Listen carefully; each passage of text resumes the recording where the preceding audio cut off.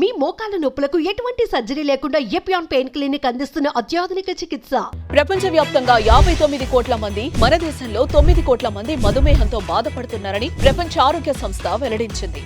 ప్రతి 7గురిలో ఒకరు డయాబెటిస్ తో బాధపడుతున్నారు. భవిష్యత్తులో ప్రతి 7గురిలో 4 అయ్యే అంచనా. డయాబెటిస్ మీద పూర్తి అవగాహన అందించి డయాబెటిస్ నుంచి తెలుగు ప్రజలను కాపాడే ప్రయత్నం చేస్తోంది సుమన్ టీవీ. HbA1c అనేది ఇట్ ఈస్ అ టెస్ట్. అంటే జనరల్ గా మనం ర్యాండమ్ షుగర్స్, ఫాస్టింగ్ షుగర్స్ అంటాం కదా. HbA1c అంటే గ్లైకోజిలేటెడ్ హిమోగ్లోబిన్ అంటారు. ఇది మన రక్తంలో షుగర్స్ అంటే 3 నెలల నుంచి మన రక్తంలో షుగర్స్ ఎంత ఉన్నాయి అని తెలుసుకోవడం కోసం చేసే టెస్ట్ ని HbA1c అంటారండి. జనరల్ గా HbA1c జనరల్ గా నార్మల్ షుగర్ కన్ఫర్మేషన్ కోసం ఉండేది 6.5 is a confirmed HbA1c levels అండి. అంటే 5.7 నుంచి 6.5 వరకు దాన్ని ప్రీ డయాబెటిక్ స్టేజ్ అంటారు. అంటే HbA1c 5.7 నుంచి 6.5 వరకు ఉంటే దాన్ని ప్రీ డయాబెటిక్ స్టేజ్ అంటారు. 6.5 and above is confirmed diabetes అంటారు. HbA1c is nothing but glycosylated haemoglobin అండి. ఇది కన్ఫర్మేషన్ టెస్ట్. అంటే మన రక్తంలో 3 నుంచి 6 నెలల మధ్యలో ఎంత షుగర్ ఉండింది, అది ఎలా స్పైక్ అవుతుంది అని తెలుసుకోవడం కోసం చేసే టెస్ట్ ని HbA1c అంటారు. దాన్ని కంట్రోల్లో పెట్టుకోవాలి ఎలా అంటే జనరల్ గా ఇంతకుముందు ఎపిసోడ్స్ లో మాట్లాడుకున్నట్టుగా వ్యాయామము, physical activity, life style modification,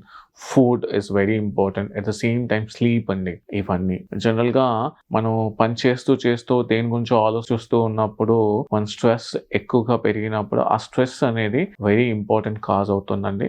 ఆ స్ట్రెస్ వల్ల కూడా మన షుగర్ అనేది అన్కంట్రోల్ అయిపోయి HbA1c లెవెల్స్ అనేవి పెరిగి చూపిస్తాయి మీకు. అది కాకుండా రక్తంలో షుగర్ అంటే జనరల్ గా మనం డయాబెటీస్ నథింగ్ బట్ షుగర్ అంటాం కాబట్టి రక్తంలో మన షుగర్ లెవెల్స్ పెరిగినప్పుడు, షుగర్ స్పైక్స్ అయినప్పుడు HbA1c లెవెల్స్ మీకు ఎక్కువగా చూపిస్తూ ఉంటాయి. 6.5 అబోవ్ ఇస్ మీకు కనిపిస్తూ ఉంటాయి. అంటే మీరు తీసుకోవాల్సిన అమౌంట్ కంటే ఎక్కువగా ఆహారం తీసుకున్నప్పుడు కానివ్వండి, తీసుకోవాల్సిన ఆహార పదార్థాలు ఇప్పుడున్న జనరేషన్ కి జనరల్ గా అన్ని మనకి ప్లేట్ ముంగగా అన్ని రెడీ టు సర్వ్ అనే ఐటమ్స్ అని వస్తున్నాయి. చిప్స్ కానివ్వండి, లేకపోతే ఈజీగా I'm just giving you some example as a chips, but there is a lot of fancy items, burgers కానివ్వండి, పిజ్జాస్ కానివ్వండి, ఇవన్నీ కూడా వాటిలో మనకి సింపుల్ కార్బోహైడ్రేట్స్ అంటారు. అవన్నీ ఉండడం అంటే పిజ్జాస్ తీసుకున్నప్పుడు సింపుల్ కార్బోహైడ్రేట్స్ అంటారు. Pizza is nothing but the simple carbohydrates. Maida include చేస్తారు. ఇలాంటివి అవ్వడము, ఫ్రైడ్ ఐటమ్స్, చిప్స్ చెప్పాను, ఫ్రైడ్ ఐటమ్ అన్నట్టు అది. అలాంటివి చేసినప్పుడు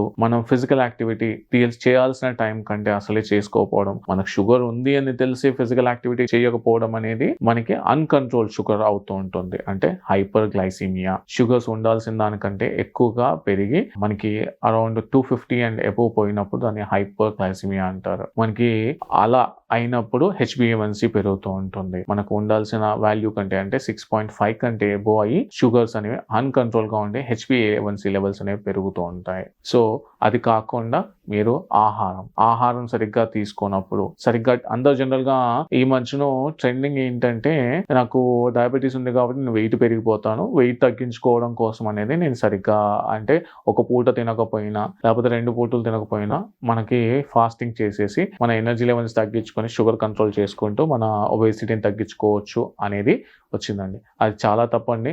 మనము జనరల్ గా షుగర్ వచ్చిన తర్వాత small and frequent meal pattern ని అలవాటు చేసుకోవాలి. అలా చేసినప్పుడు మన షుగర్స్ అనేవి కంట్రోల్లోకి వస్తాయి. అంటే 2 నుంచి 3 గంటలకు ఒకసారి చిన్నగా ఆహారం తీసుకోవాలి. అలా చేసినప్పుడు షుగర్ అనేది కంట్రోల్లోకి వస్తుంది. అలా చూసుకున్నప్పుడు మీ HbA1c అనేది జనరల్ గా కంట్రోల్లో కనిపిస్తూ ఉంటుంది. మీకు ఇంత ముందు చెప్పినట్టుగా pre diabetic stage, pre diabetic values అంటే HbA1c వాల్యూ 5.7 నుంచి 6.5 వరకు వచ్చినప్పుడు దాన్ని ప్రీ డయాబెటిక్ స్టేజ్ అంటారు.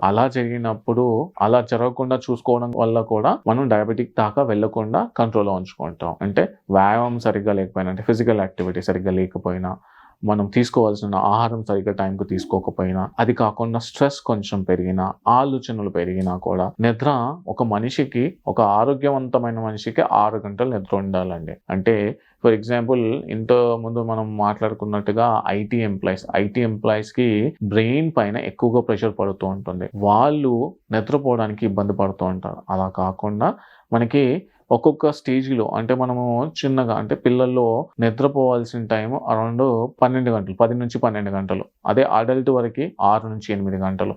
అదే ఒక వయసు దాటిన తర్వాత అంటే 45, 50 సంవత్సరాలు దాటిన తర్వాత 8 గంటలు పడుకోవడం వల్ల మన హార్మోన్స్ అనేవి బ్యాలెన్స్ అవుతూ ఉంటాయి. అలా ఉన్నప్పుడు కూడా మన షుగర్స్ అనేవి కంట్రోల్లో ఉంటాయి. ఆహారము, ఫిజికల్ యాక్టివిటీ, స్లీప్, స్ట్రెస్ కంట్రోల్లో పెట్టుకున్నప్పుడు HbA1c అంటే గ్లైకోసిలేటెడ్ హిమోగ్లోబిన్ అనేది కంట్రోల్లో ఉంటుందండి.